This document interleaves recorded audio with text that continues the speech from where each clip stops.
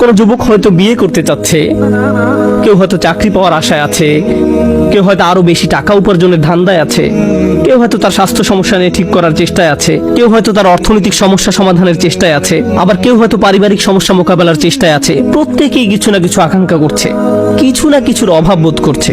মূলত আমরা দুটি জিনিসের পেছনে ছুটি। হয় আপনি এমন ভালো কিছুর সন্ধানে আছেন যা এখনো অর্জন করতে পারেননি, যেমন গাড়ি চালিয়ে কোথাও যাচ্ছেন আর রাস্তার পাশে চমৎকার একটা সুন্দর বাড়ি দেখলেন, তখন ভাবতে লাগলেন একদিন ইনশাআল্লাহ। অথবা কোনো গাড়ির দিকে তাকিয়ে মনে মনে ভাবেন একদিন আমিও এরকম একটা গাড়ি কিনবো। এরপর আপনি আপনার মোবাইল ব্যাংকের অ্যাকাউন্ট চেক করে দেখেন কত টাকা আছে। Not enough, not enough, not enough. এভাবে জমতে থাকলে আর মাত্র 12 বছর পরে গাড়িটি কিনতে পারবো। তাহলে প্রতিটি মানুষ এমন কিছুর পেছনে ছোটে যা এখনো সে অর্জন করতে পারেনি। এটা হলো এক ধরনের আকাঙ্ক্ষা। আর দ্বিতীয় ধরনের আকাঙ্ক্ষা হলো আমাদের জীবনে নানান রকম সমস্যা রয়েছে। আমরা হয়তো কোনো কঠিন গ্যারাকলে আটকা পড়েছি, বা কোনো গভীর দুঃখ, পারিবারিক সমস্যা, মানসিক অশান্তিতে আছি এবং আমরা এর থেকে মুক্তি চাচ্ছি।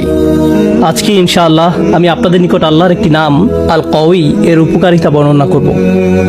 আল কওয়ি অর্থ শক্তিশালী, ক্ষমতাশালী। এই অসাধারণ শব্দটি দ্বারা আল্লাহর একটি নাম প্রকাশ করা হয়।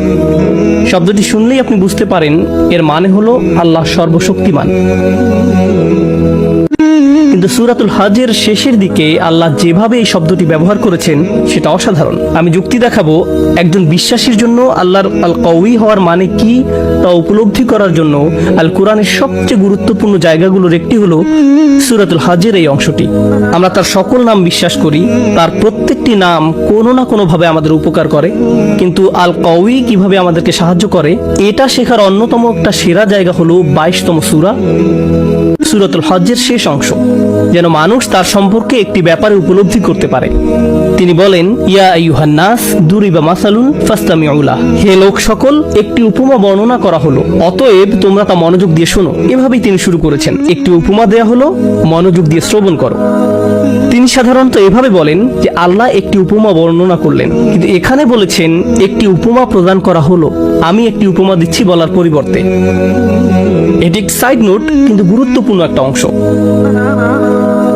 আমি এখন আপনাদের সামনে দাঁড়িয়ে আছি, আমার একটা নির্দিষ্ট রূপ আছে, আমার দাড়ি আছে, আমার পোশাক এরকম, আমার মাথায় টুপি আছে।